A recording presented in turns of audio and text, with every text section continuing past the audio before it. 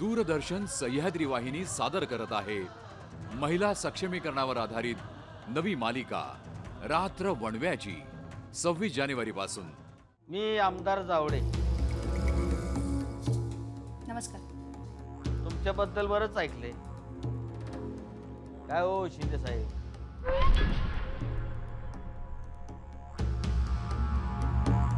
बरंच काही म्हणजे? नाही, तुम्ही शिस्तीला फार कडक आहात असं ऐकलं।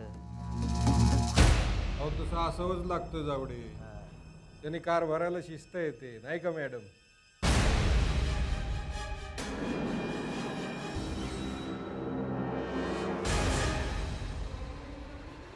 आई सॉरी मॅडम, हे स्थानिक आमदार भास्कर पाटील। राम राम। शिष्टाचार आणि शिस्त ही सगळ्यांनाच आवश्यक आहे मिस्टर पाटील।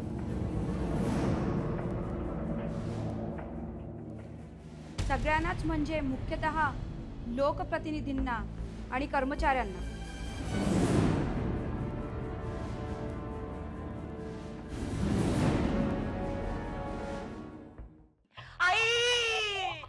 आई आई अगं काय झालं? अगं आत्ता बरी होतीस ना तू? अरे अरे जरा जा, डॉक्टरना फोन कर रे बाबा। राजकारण्यांची दहशत संपली असेल तर संपलंच म्हणायचं सगळं राजकारण। अरे दहशत हीच आपली खरी ताकद असते। त्या आदिवासींना धडा शिकवायलाच। वय साहेब, कसा बसा सुटलोय त्यांच्या तावडीतून। विचार केला पाहिला पोलिसात येऊन तक्रार करावी म्हणून, पण काय उपयोग? आमचं कोण बी नाही ऐकणार तिथं। उलटा धरला असताना परत टाकला असता त्याच्याच तावडीत। भास्कर पाटीलची माणसं अजूनही मागावर आहेत माझ्या, म्हणून इथं लपून बसलोय रानात। अंजली गुप्तेंसाठी चांगली बातमी आहे। दौरा केलाय, त्याचं फलित चांगलं झालं म्हणायचं। लहानू शिवा वापस आ गया।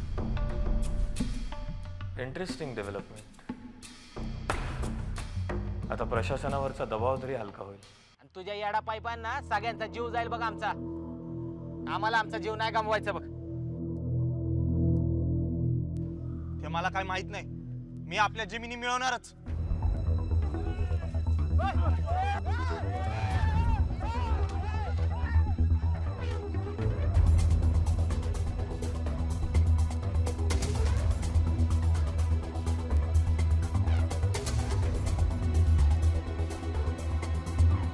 मी जनहितमध्ये बातमी देतो। त्या बातमीत भास्कर पाटीलवर जरा संशय व्यक्त करतो। त्यानंतर लहानूला हात लावायच्या आधी 10 वेळा तरी विचार करेल तो।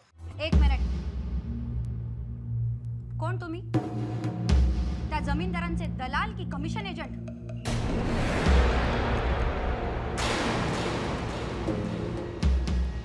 आमच्यावर दबाव आणण्यासाठी, आमच्या प्रयत्नांना खीळ बसावी म्हणून तुम्ही ह्या आदिवासी लोकांना फितवून धमकावून इथपर्यंत घेऊन आलात? असं करताना तुम्हाला लाज नाही वाटली?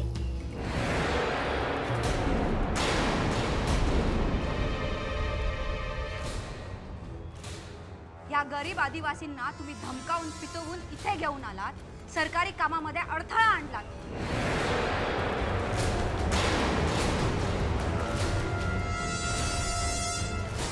यासाठी मी तुम्हाला इथे आत्ताच्या आत्ता अटक करू शकते।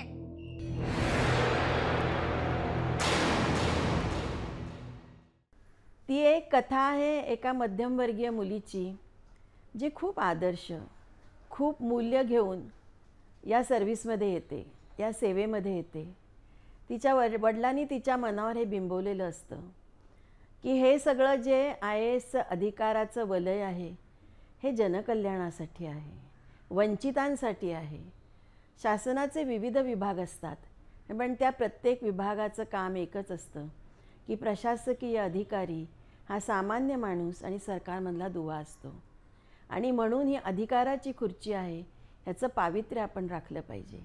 आणि तोच एक मनात ध्यास घेऊन ही मुलगी सेवेत येते पण जेव्हा हळूहळू तिला या व्यवस्थेची सवय व्हायला लागते किंवा तिला ही व्यवस्था उमजायला लागते, तोपर्यंत खूप काहीतरी घडून जातं. बरेच कटू प्रसंग तिच्या आयुष्यात येतात.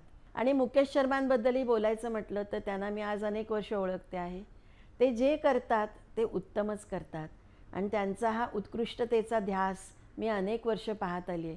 त्यामुळे दूरदर्शन आणि विक्रमजी या दोघांचं एक छान माझी कादंबरी घेऊन येतो याचा मला आनंदच झाला. नीलाजीनं जे अभिप्रेत आहे त्यापेक्षा जराशी वेगळी अशी ही नायिका मी उभी करण्याचं कारण असं आहे की सामान्य प्रेक्षकाला त्यांच्या मनामध्ये जे असतं ते खूप हवं असतं. जसं कोणीतरी एक योद्धा पुढे यावा लागतो आणि सामान्य माणसाच्या मनामध्ये जी संघर्षाची ठिणगी सारखी नुसती पेटत राहते, विझत राहते, त्याचा वणवा होण्याकरता कोणीतरी पुढे जावं लागतं. तर असं कुणीतरी पुढे जाणारं पाहिजे होतं, म्हणून मी थोडंसं स्वातंत्र्य घेतलं आणि मी ही मालिका केलेली आहे. जब कभी हम एक ऐसी मैरिज की कल्पना करते हैं जहाँ पर कि हम बाहर से किसी को न्योता देते हैं, इनवाइट करते हैं कि आप हमारे साथ आइए और हमारे लिए कुछ बनाइए, तो एक नई बात पैदा होती है.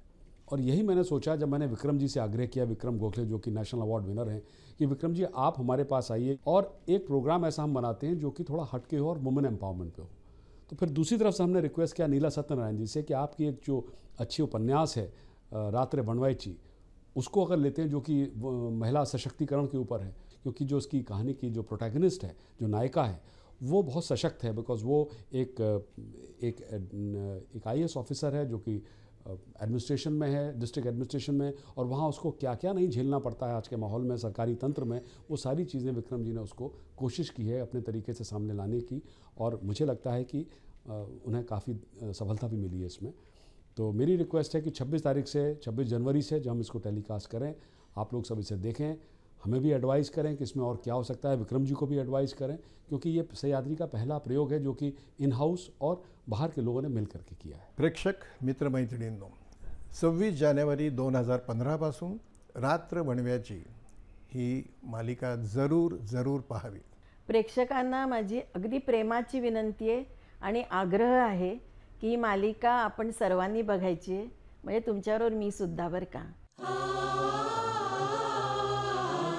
नसे आग कोठे तरी रात्र पेटे, नसे आग कोठे तरी रात्र पेटे, ही रात्र वैराची, ही रात्र वणव्याची, ओ रात्र वैराची.